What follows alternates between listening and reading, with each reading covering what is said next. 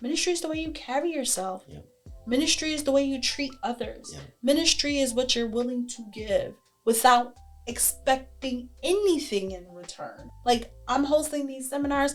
You can sign up for on my website to get newsletters, or you don't. Yeah. That's not gonna hurt me. Take all of this knowledge and never see me again, and that's okay. I want you to at least have it.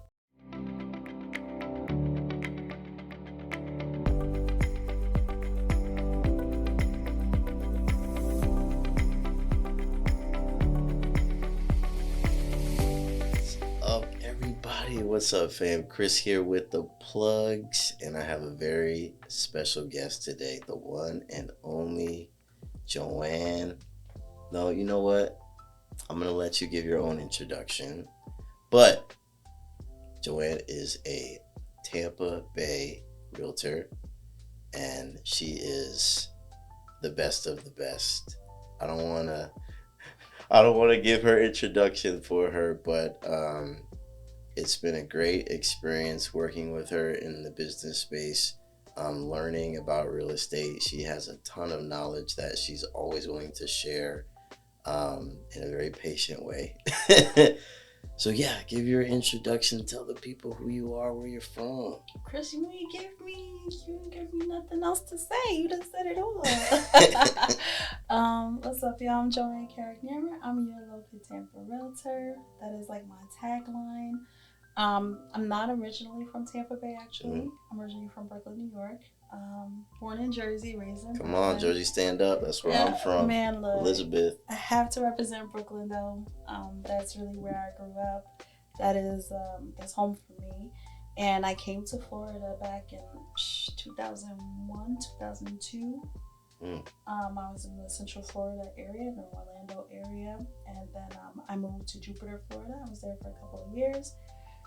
Then went up to Ohio. I was there for a good 5 years and came back to the Tampa Bay area, to Florida and to the Tampa Bay area in 2018. And I'm loving it. Tampa is home. So for those of you who are wondering, what it's like to live in Florida, it's a vacation. Amazing. Yeah. Amazing. It's resort living.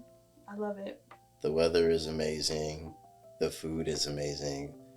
If you know me personally, you know I'm a big foodie, so that's a big deal to me. Florida has amazing food. And similar story for me, right? Like, born in Jersey, raised in Jersey.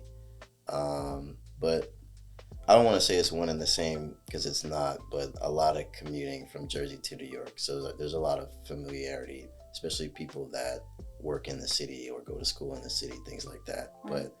But I came to Florida nearly 6 years ago, and I love it. I love it. It is like a never-ending vacation, and a lot of my family, they'll say, oh, it's too hot or this and that, and then when they come and they visit, they're like, you know what? Florida is nice. Right. Don't get it twisted. When I first moved here, I hated it. I did come as a teenager. I lived in Florida briefly during my high school years, and I could not stand it. I didn't like being here. Even when I came in 2002, it just wasn't really welcoming. And I think for me, it was because the pace is so different from New York. That is true. Yeah. New York, we got that hustle mentality. It's like, let's go. We got things to do, people to see, mountains to conquer, And here, everyone's kind of just chilling in their flip-flops, which I happen to have some flip-flops on right now. That is so true. That is something I had to get used to when I came down here. And in multiple capacities, too. People walk slower. People talk slower. Like, just the entire culture is a totally different pace than New York or Jersey, or even just the Northeast as a whole, where it's like fast-paced, people talk quick. You go somewhere, you go in a store, okay, what do you want? Like, just right to it. And even the way you have conversations, people are just they're very direct, they're very blunt, which if you're from the South, you kind of take that as, oh my gosh, like that person's rude, but they're not. That's just the culture. I've heard it explained this way, in up north, it gets cold And during the winter, it's kind of like the squirrels, they kind of gather their nuts during the, summer and fall. And then winter time, you can't really be out there like that. So you're storing everything for winter. It's kind of like that hustle mentality, when it gets cold, you can't do as much, Yeah. right? So I don't know how true that is, but yeah, coming to Florida, I was just like, man, these people slow. Yeah. So today we're going to talk about a really cool topic that I'm sure a lot of people are wrestling with, whether it's just your career or you're just starting out your business, whatever the case may be, and that is becoming a brand authority. And when we say that, we don't just mean you're starting a company and you want to dominate the industry per se, but even in your career and your profession, how do you establish yourself as a brand authority? Because when you think about brand, at least for me, I think about identity, right? So in whatever industry or company or position, whatever role you're in, how do you establish yourself as that authority? You're the go-to person, you know your stuff, you're knowledgeable, you're credible, right? All those things. So you have a really cool background. I want to let you kind of explain that a little bit. You touched on a lot of different areas when it comes to your career. So why don't you kind of talk through that a bit? Sure. So I've worn a lot of different hats over the years, and it's because I'm such a curious person. Never stop learning. I love learning. I want to know how things work. I want to know from beginning to end, right? Like when I was younger, I would take pins apart, and I'm sure there's a lot of people who have done that. But I would put the pin back together, and I would leave parts out, so I could see what that part specifically did to make the pen function. And whether or not I could still make the pen function without it, right? Yeah. So I would take the spring out and put it back together, and then put the spring back in, but take the top part off, and or take the clicker part off and see if I could still click it, right? And because of that, I've worked in so many different spaces and different fields. So prior to the crash in 2008, I was kind of headed towards like bookkeeping, accountant type of position. So I did some bookkeeping work, executive assistant work, and I was like, I want to be an accountant because I'm doing the work that the accountant does. All the accountant does is come and check behind me, right? Yeah. Like I'm doing all the work and they're getting all the money. So I'm like, this is what I want to do. And then there was a crash, and for years my mother had been telling me to go to school for nursing. So I didn't really want to do that. I was not interested in medicine at all. That's tough. Yeah. Nursing school, law school. Yeah. That's tough. Yeah. I mean, for the people who love it, they love it, right? For me, it's just not something that interested me, However, when that crash hit, I said, you know what? I am going to go back to school.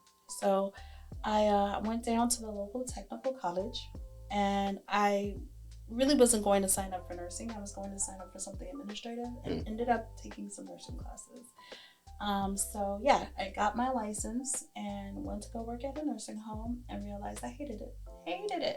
It was like, this is not for me. So long story short, I ended up interviewing for a clinical research position, working as a research nurse for a small practice in Orlando.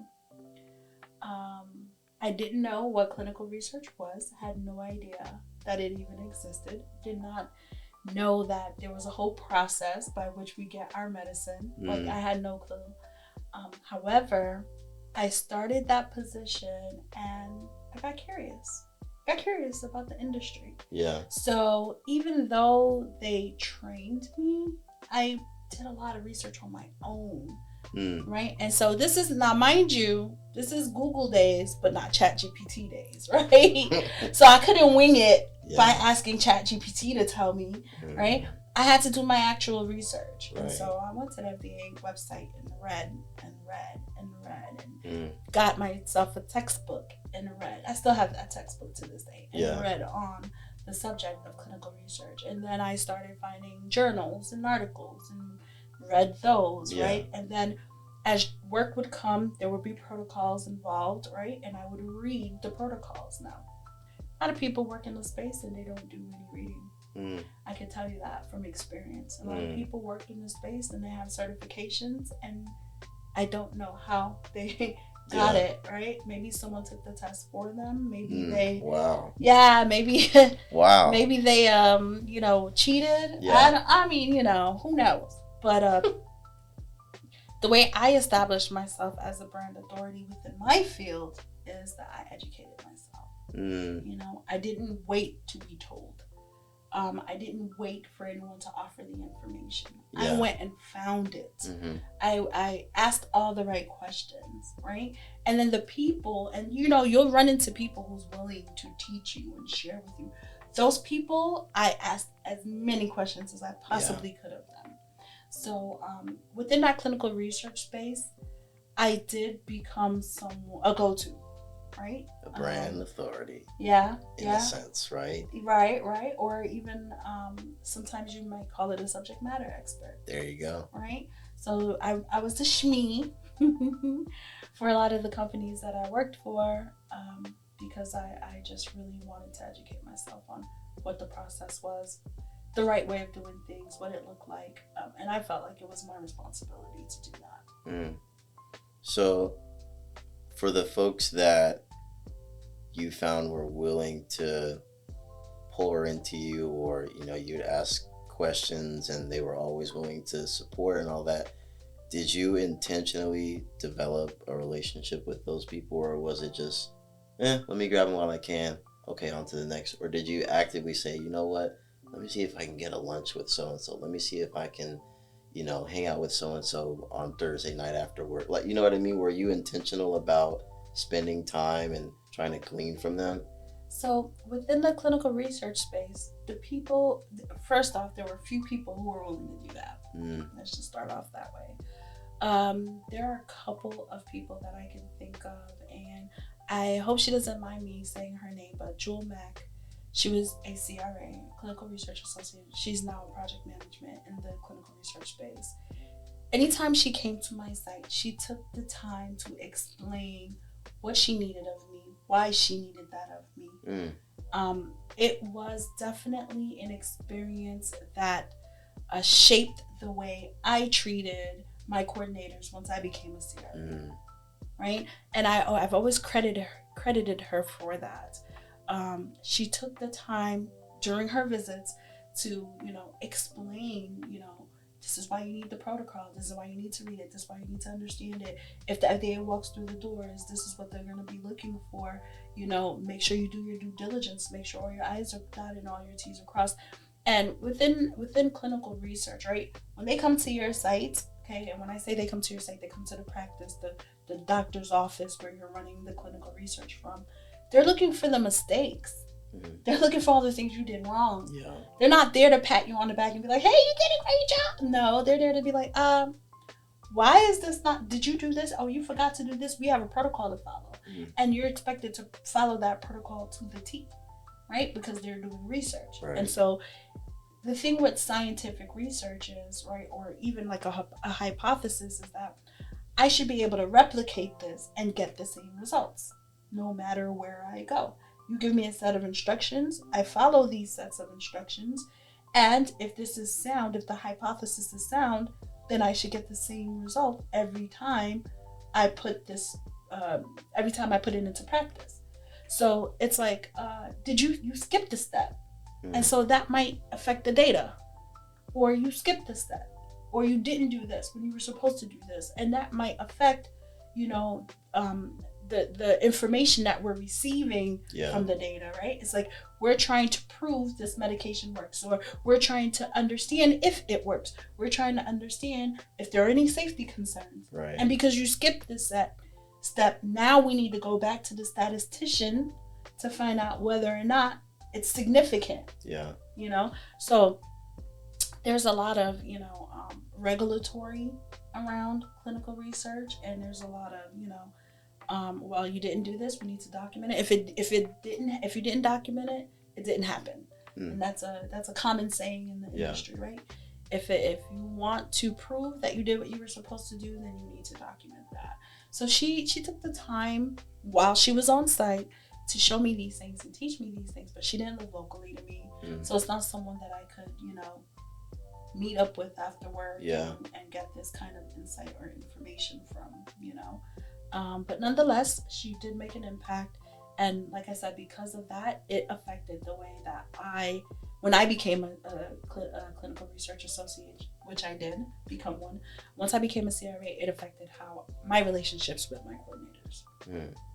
So throughout your years in clinical research, right, as you're growing in your role and promotions and you're just building yourself up in the industry, what kept you curious? Because it's one thing to, for the folks that work a 9 to 5, you work, you go in, you hit your deadlines, goals, do your tasks, whatever it is that you're supposed to do.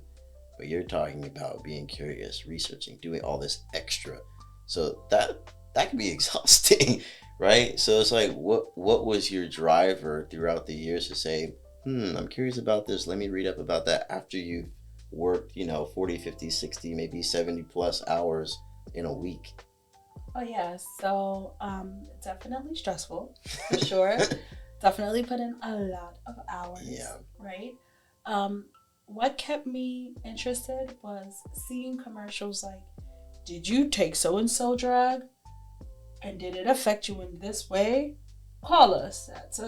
These are lawyer commercials, attorney commercials, class action lawsuits against pharmaceutical companies, right? And it's like, okay, why is this company being sued for this drug? Because someone didn't do their job on my level. Yeah. And I never wanted that to be the case with any of the medication that I worked with. The other thing is, as a coordinator, I did get an opportunity to work on so many different protocols. And I noticed that some things were done the same regardless of who the sponsor was. And when I say sponsor, I mean regardless of who the pharmaceutical company was. So it could be Pfizer, it could be Eli Lilly, it didn't matter. They all did certain things the same, which was the standard in the industry. But then certain nuances within this sponsor might require this while this sponsor doesn't. And this sponsor might want that while this sponsor doesn't. And it's like, it was interesting to me how certain things, were their specific policies versus the standard of the industry. Yeah. Right? And so I came to learn, it's kind of like taking that pen apart and putting it together again. I came to learn the different nuances within the sponsors. And so this company is a little bit more strict. This company is a little bit more lax. This company is a little bit more lenient. This one's really hands-on. This one is really hands-off, And learning all of those things helped me to understand the industry as a whole even better, The other thing is that I felt like I have a responsibility to my patients, right? And this goes for anyone working in the space of medicine, healthcare, especially in the level of clinical research. You have a responsibility to your patients that go beyond dollars, that goes beyond your pay grade, that goes beyond your title. Okay, this is medicine that people take, ingest, or have metabolized through their body. They trust the pharmaceutical industry to take these drugs. The least I can do is make sure I'm following that protocol. Yeah. The least I can do is make sure I'm reporting that data. Yeah. Because the last thing I want is for a drug that I did research on to be out in the market and it's actually harming people rather than helping people. There are countless, there's thousands, maybe millions of people who have been affected by the work I've done in clinical research that I will never get a chance to meet. Nor will they have a chance to meet me. They don't even know that that drug you just took, I was one of the coordinators that worked on it. Yeah, no clue, right? But I still have the responsibility to make sure that when Mr. Johnson swallows that pill, he's gonna be okay and get the results that he's expecting to get, based on the data that we collected. Yeah. So I always felt like, it was important for me to be ahead of, what was going on. Like, I need to know what's going on within my space to be effective. The other thing is to be valuable in the marketplace. Right? That's good. Because I also was trying to grow my career. And in growing my career, I had to show my value, Mm-hmm. you know, and my value comes from my knowledge. Right. And so the more I know, the more I can contribute to the industry, Right. the more valuable I am, the more valuable I am, then now I can be considered for some of these promotions. Mm-hmm. Now I can be considered, you know, for some of these positions. So yeah. Yeah.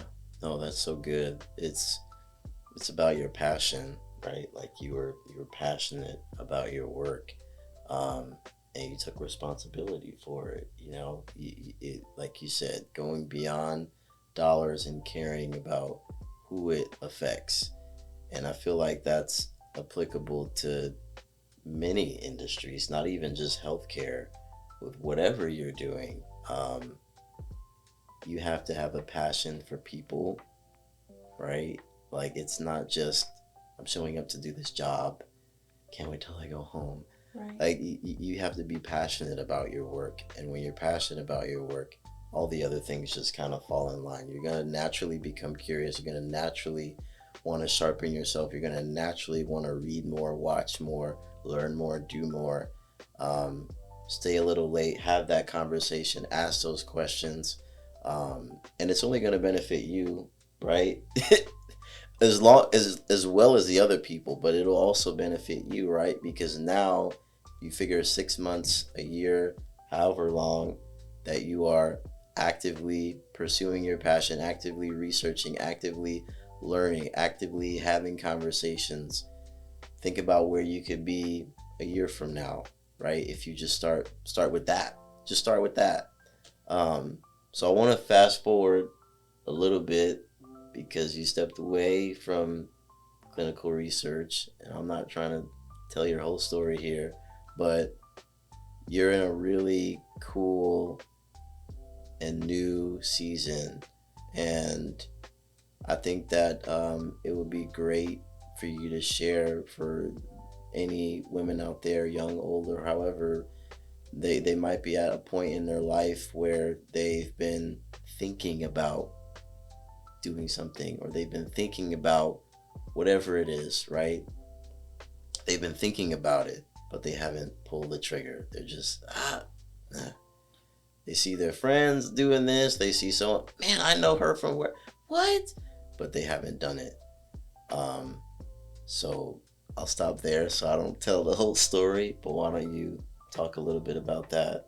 Sure. So about 8 years ago or so, I was working for clinical research. I was doing some traveling, and at this point, I'm a CRA, right? And I'm on an airplane, and I'm headed to New York, and there's this guy on the plane next to me, and he's coming from Panama, and he's drinking on the plane. He's having a good old time. You know, he's just enjoying the ride. And so I say to him, I'm like, we're conversing. Yeah. And I asked him, what are you going to New York for? And he's like, oh, I'm going to check on my properties. Plural, properties. I said, oh, yeah? He's like, yeah, I live in Panama. Pulls out a picture, shows me his wife who's significantly younger than him. And he's like, this is my beautiful wife and my beautiful house in Panama. That's where I live full time. But I come here every quarter to check on my properties. And he had, I think he had about 10 properties that he owned that were being rented. And he had a property management company taking care of those properties for him, but he laid eyes on them every quarter. And he collected a paycheck every month just from his properties. And I remember getting off that plane and feeling inspired.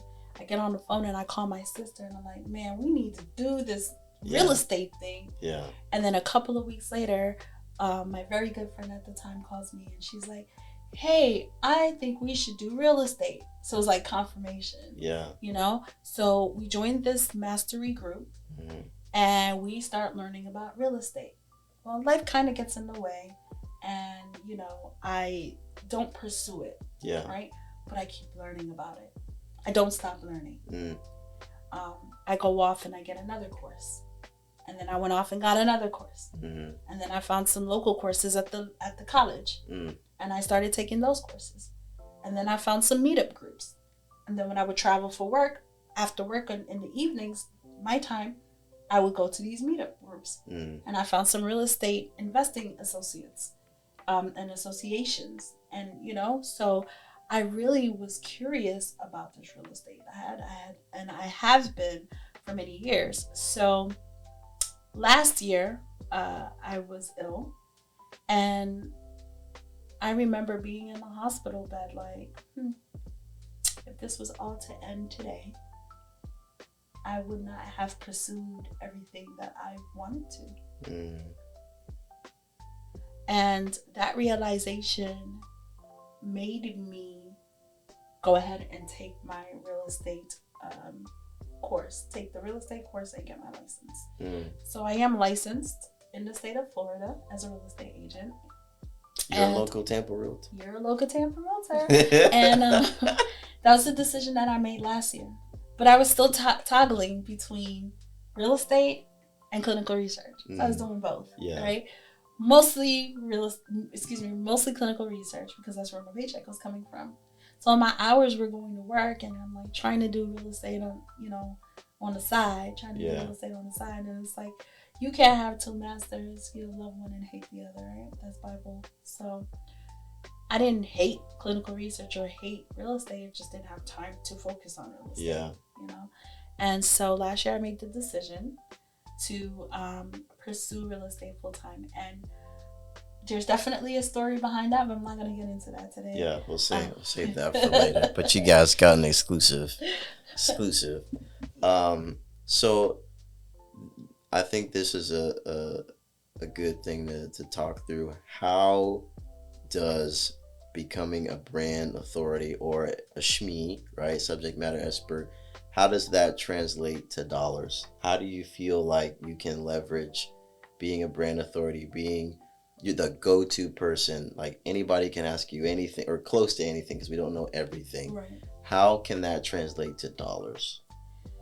So, I will share this with the audience. I do not have my college degree.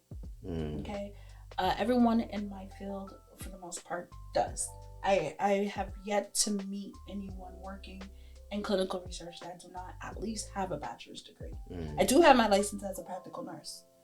And that is how I started in research, right? But because I educated myself, and because I took an interest in the industry and learned the industry, I was able to work my way into a 6-figure salary. Yeah.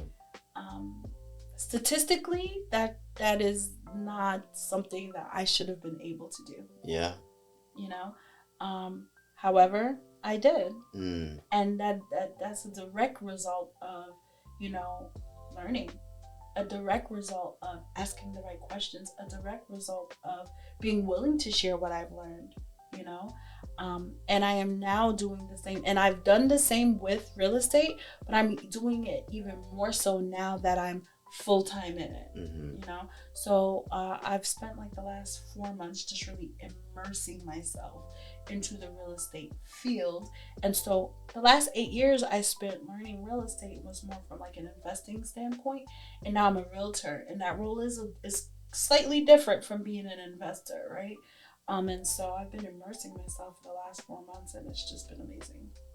I feel like we could just end it there. I mean, no, but I can attest to that, because I'm backtracking a little bit, but how we met was through work, right? Yes. Plugs Media. Check it out. Check us out. theplugsdigitalmedia.com. Guys are awesome. Shameless plug.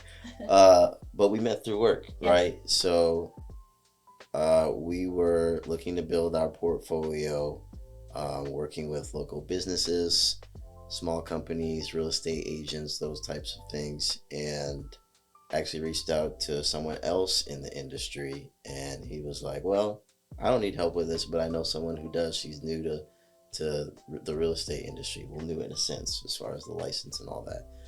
And so I said, yeah, sure. And we connected and began working together. And I mean, I don't even remember how long we talked the first time we met in person, but it was just like we were just pouring out, like, I'm going all these brand strategies, ideas, marketing, media, da da da da da. And she's like, yeah, and I'm got this, and this. And I'm just like, whoa. And it's been like that ever since. And I think recently, I think I shared this recently. I was like, sometimes when you share stuff, I don't know what you're talking about. And she's like, oh, I had no idea. Because the knowledge is just, it's I don't even have a word for it, but it's so dense, it's so vast, it's so wide, it's so deep. Um, like, you are becoming the SME. I don't want to say you're the SME yet, because there's a lot. It's a pretty big industry. There's a lot to learn, but there's a lot of things that you do know. Um, so much to the point I'm like, what does this mean? What is that? What is that? I didn't know you could do that. Oh, that's cool. Oh, this, that. There's so many strategies in real estate, so many ways to build wealth, to build generational wealth, to build passive income, all these things. And in several ways, I had no idea existed until I met you. And I'm meeting real estate professionals too, that some of the things that I'm aware of, they're not aware of. Yeah. Right? Yeah. And it's like, it's not because I'm better than them or anything like that, but it's that, that curiosity again, I'm always reading real estate articles. Yeah. I'm always reading, what's going on in the industry. I'm always finding out about new programs and, what you can do and what you can't do, coupled with the investor knowledge. And then now with the realtor knowledge, it's like, you put that together and it's like, wow, there's so much out there. Yeah. And it goes back to what we were saying about, like, just being passionate and curious, and then having, like, your why, right? So for me, doing real estate is not only an opportunity for me to build wealth, right? It's an opportunity for me to help others build wealth. People who sometimes get left out of the American dream. Those people, that's the people I want to talk to. Yeah. The single moms out there, right? Who don't know how they can take care of their kids and buy a home, right? Or the immigrant family out there who, legally you can buy a home here in the U.S. and no one is willing to help you do that, right? So that's why I really want to help. I want to help the people who want to be a part of the American dream, who want to build their legacy, but who have been left out, and who maybe have not been given the knowledge or the opportunity, right?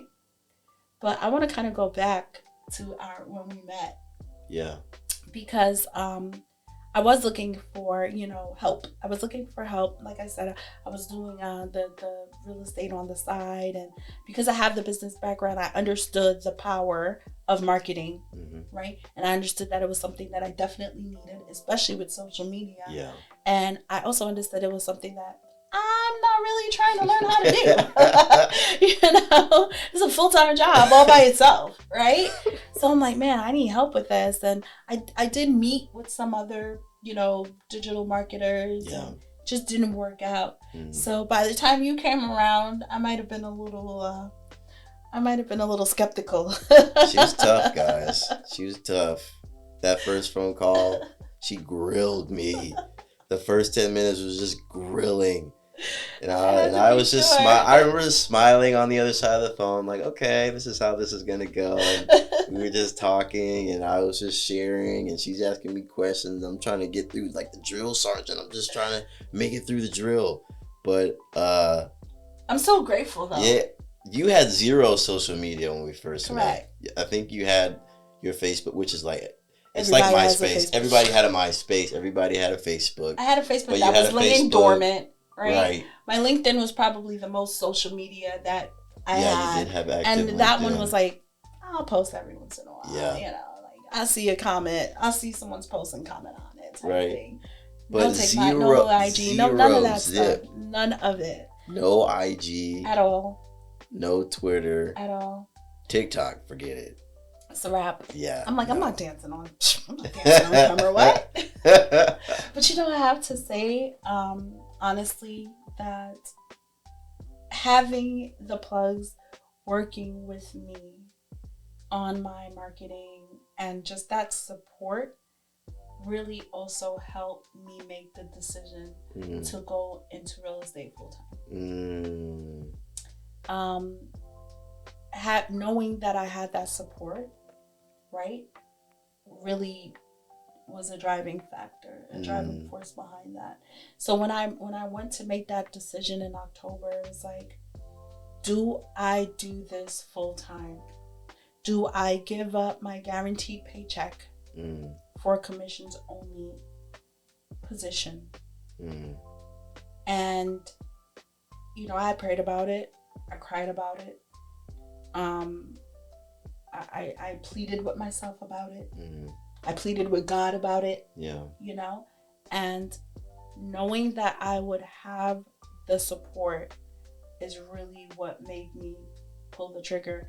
And so you asked the question earlier about what if someone's out there and they have this big idea and they really want to work on it, but they don't know, man, should I do it or not? I would say, of course, pray about it, definitely. And then look around you and see what your support system looks like. That's good. Yeah, yeah. That's really good. I feel so confident Mm-hmm. going into this space with the team that I have behind me. Yeah. Right? Being able to bounce strategy off of each other and with you and with the team, knowing that, my social media, because 80% of sales today come from an online presence, So knowing that, oh, my online game is tight. Okay, yeah. My online game is taken care of. Knowing that really is like, okay, now I can focus on the real estate itself. I can focus on helping the people themselves. I can focus on learning the material, learning the different, and there's a lot going on in real estate right now. Yeah. The space is changing rapidly. Yeah. And so being able to keep up with all of that is a testament to the job you guys have been doing. So thank you. Oh, that's so sweet. Thank you. No, it's the digital media space is just like real estate. It's very competitive. However, I say this often and I'll say it again. Anyone can make a pretty post and put it out there. They can record a video and put it out there. But is it producing results, right? And it's not just, oh, can you get me to 10,000 followers? You can buy that. But which you should do, by the way. Don't do that. Don't buy followers. Don't real buy results, subscribers. right? Real results. But is your media effective, right? Are people commenting? Are they messaging you? Are you adding value? Are you generating leads from you know what I mean? Anybody can make something look nice and post it, but is it effective? Is there a strategy behind it, which is what we have done, what we do, what we will continue to do? There's a lot of strategy behind what we do. Right. We're not just posting things to post them. Now we do post fun things just to show like you're a human, you have fun too. Right. But we're always adding value. Even with the event we did maybe a couple months ago, the seminar, which was totally free. Totally free event. And there was that type of event is something that people would pay hundreds to thousands of dollars for. And it was totally free. And there was food. Yes. But so much value in that room. And that was the second time we had that event. Right. Just to share knowledge, just to educate the community. Hey, here's some tips for you.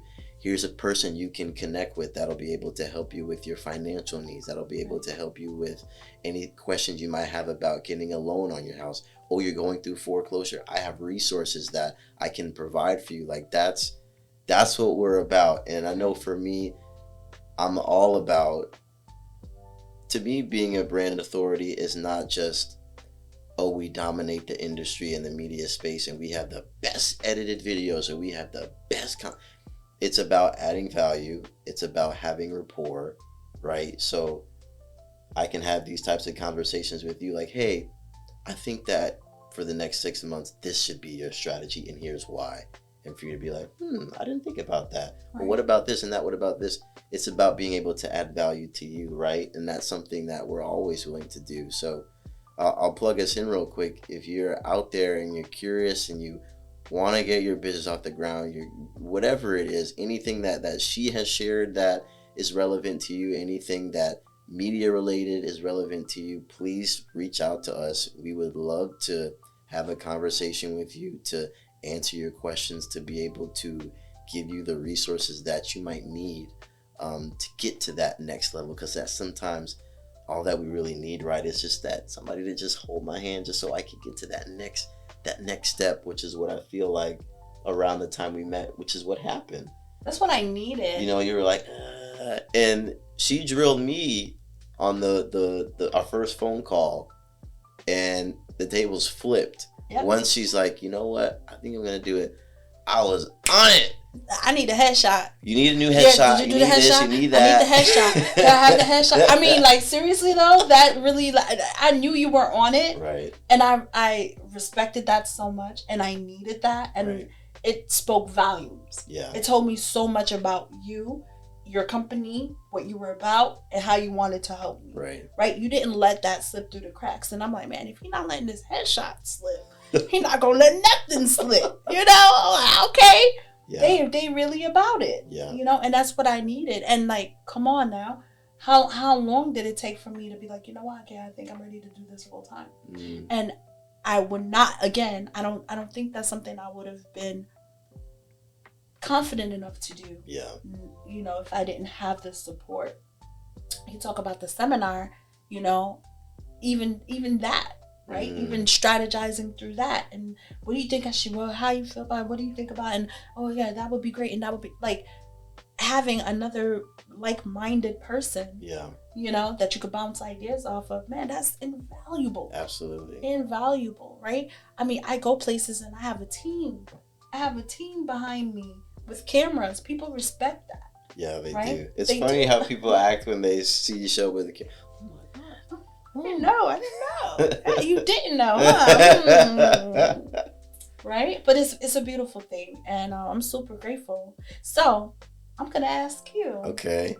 You know it's a social media management, digital marketing company. Yeah. I mean, why? Why? And how did you get here to even begin with?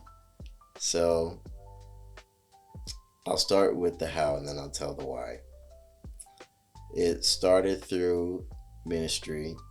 So nearly 4 years ago, this is lockdown season. My friend receives a message from a guy in the middle of Uganda saying, hey, how you doing, brother? God bless you, all these things. And a total God thing how they met, but it was some sort of ministry group page on Facebook or something like that. And all in all, they started having a conversation.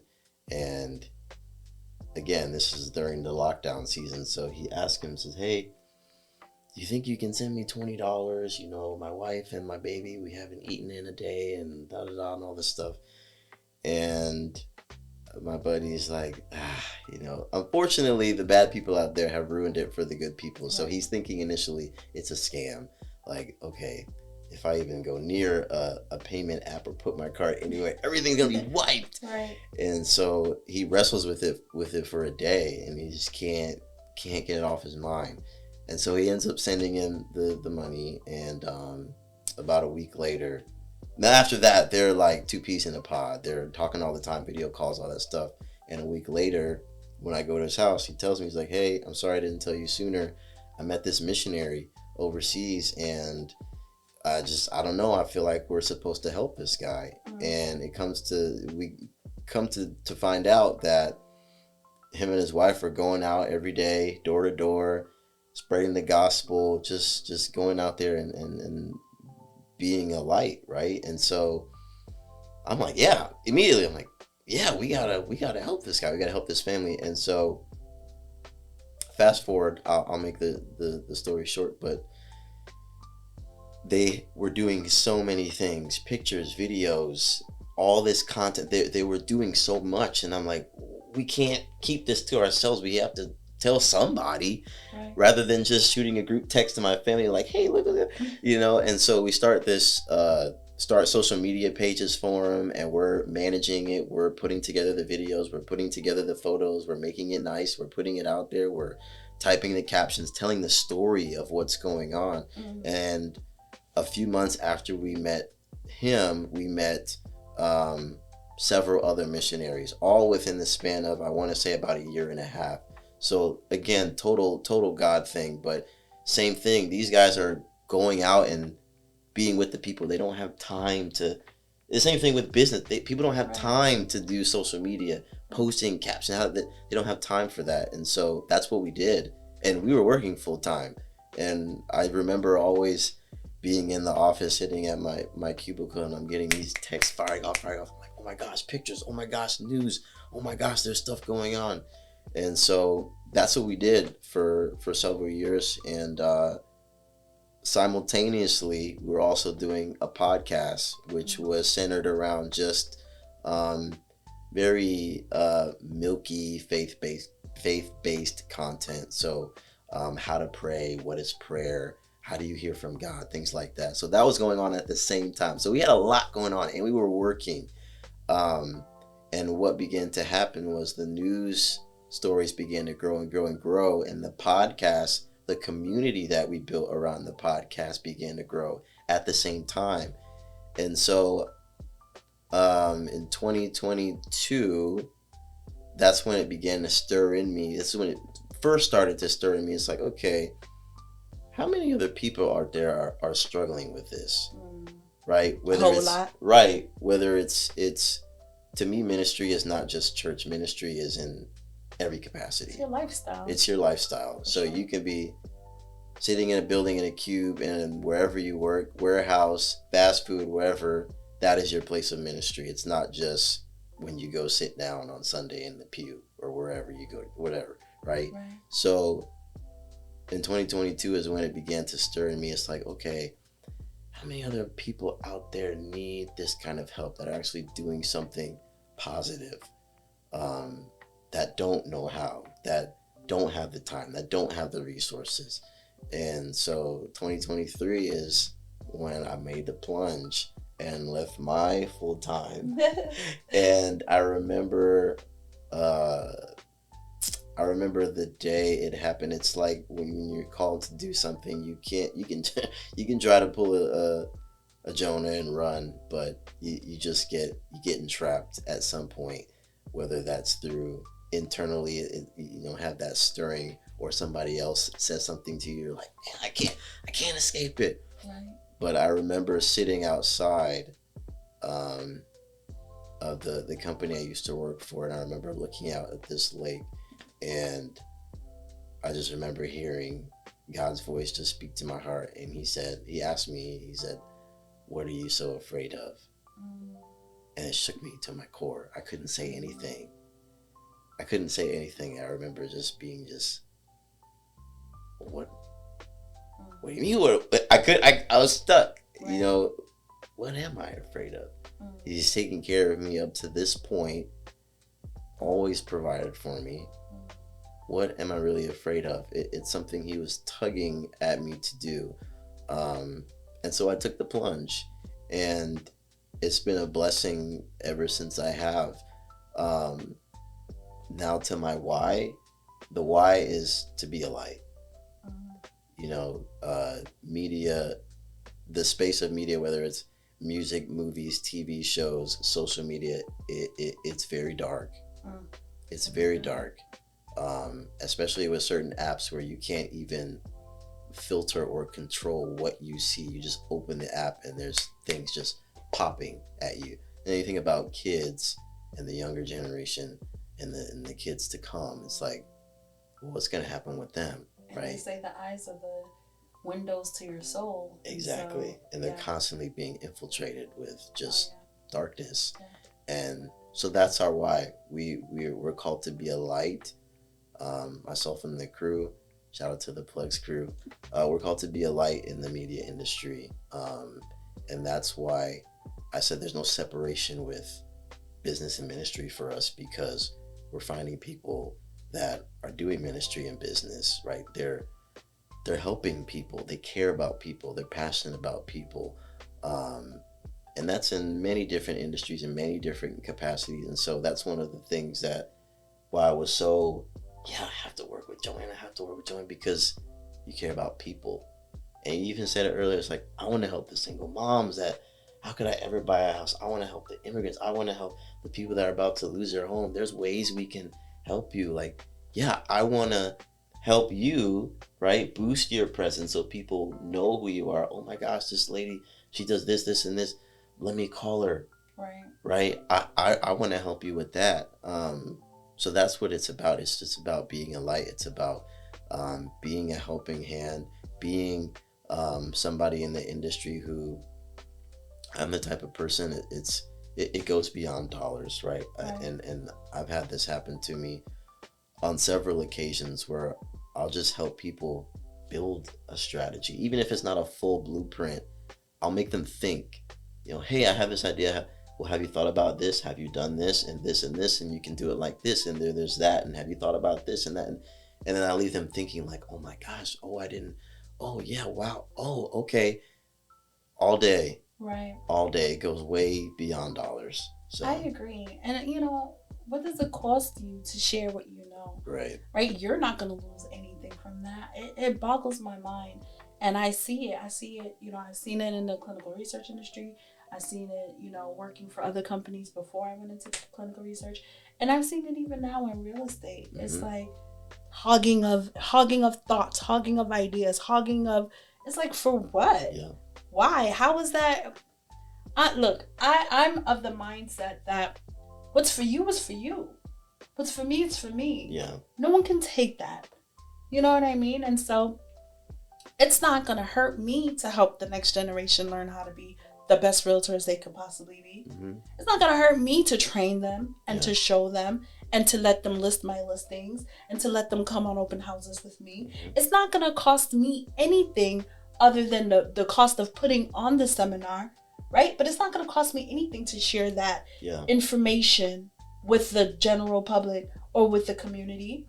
That's why all the seminars are free. Yeah. Yes, come learn. Come fit. There's gonna be people who will take that information and run with it. Yeah. And that'll be the thing that changes their lives or helps to prevent them from losing their home or whatever the case may be. And just because it's free doesn't mean it's not valuable, right? People will find, the people who know and see the value will appreciate the value. Yeah. They'll find the worth in it. You know what I mean? So it's like, I don't think that I should not be valuable to you because I want to take your $39.99 a month. You know what I mean? I want you giving me a residual of $40 every month, and then you can learn all these secrets, and then really you're not teaching me anything. Yeah. You're not showing me anything.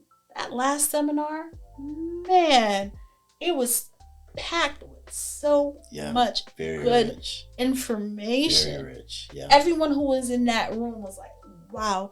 Everyone learned something, including the people who were speaking, who brought the knowledge. Everyone learned something, right? So it's like, why shouldn't I share that? And I'm not going to stop sharing it either. Yeah. I actually have a seminar coming up at the end of this month, right? It's a buyer's seminar. And we're going to teach people, especially first-time home buyers, how to buy a home. Even if you're not a first-time home buyer, maybe there's some things that you didn't do the first time around that you should know to do the second time around. You know what I mean? And then in the next 3 months, I host them every quarter. In the next 3 months, I'm going to be doing a foreclosure prevention seminar. And I have an attorney coming that's going to be coming by and sharing her wisdom on the things that you need to look out for and the things you need to do to prevent it from happening in the first place, right? So there's a wealth of knowledge out there. We talk about ministry, right? Ministry is the way you carry yourself. Ministry is the way you treat others. Ministry is what you're willing to give without expecting anything in return, right? Like, I'm hosting these seminars. You can sign up for on my website to get newsletters, or you don't. Yeah. That's not going to hurt me. You can work with me, or you don't have to work with me. That's all right with me, right? Take all of this knowledge and never see me again, and that's okay. I want you to at least have it, right? That's my MO. So, I want to circle back to a key part of your life that you mentioned. We glazed over it because we're caught up in other parts of the conversation, but it's the fact that you don't have your college degree. Were able to work your way up to well beyond six figures. Um, so it is possible. Definitely. Well, I want to leave the audience with something. So, what is one piece of advice you would give yourself 10 years ago? Hmm. I hear people talk about self love, and they don't always put it in a practical way. Mm, And I wish 10 years ago I would have loved myself better. mm, So, the advice I would give myself would be, Joanne, love you. Love yourself. Now, when I say this, Joanne, love yourself, the Bible says to love your neighbors as you love yourself, mm, right? And so, the prerequisite to loving your neighbor is actually loving yourself. So the understanding is, if you love yourself, you treat yourself right. yeah. And there's a lot of people out there who treat their neighbors like crap. And that's a reflection of how they feel about themselves. Mm, And so the advice I would give myself 10 years ago would be, Joanne, no matter what, love yourself. And that would allow me to not take everything that I've gone through in the last 10 years personal. mm,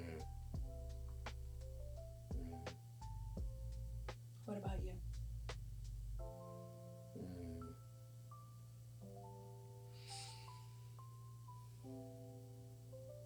10 years ago, advice I would give myself would be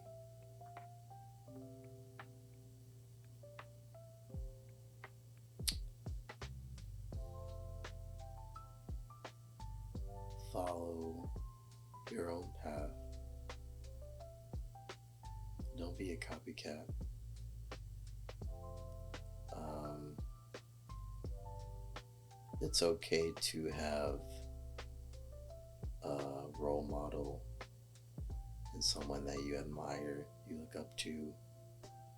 You admire their journey, you admire their success, whatever the case may be. But I would I would advise myself 10 years ago, follow your own path, follow your own way.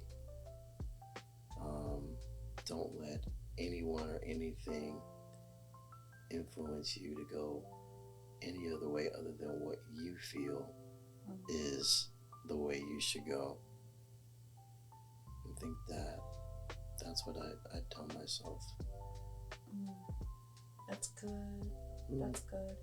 I think that because of the society that we live in, and we're talking about social media, because of the influence, right? So influential. Um, People sometimes don't realize that there's more to the person than what you see on the camera. So much So more. true.